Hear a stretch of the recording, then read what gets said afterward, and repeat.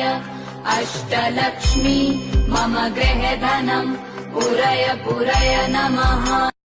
ॐ ह्रीं श्रीं क्रीं श्रीं कुबेराय अष्टलक्ष्मी मम गृहे धनम् पुरय पुरय नमः।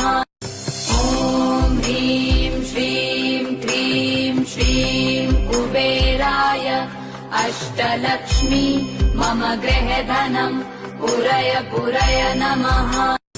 ॐ ह्रीं श्रीं क्रीं श्रीं कुबेराय अष्टलक्ष्मी मम गृहे धनम् पुरय पुरय नमः।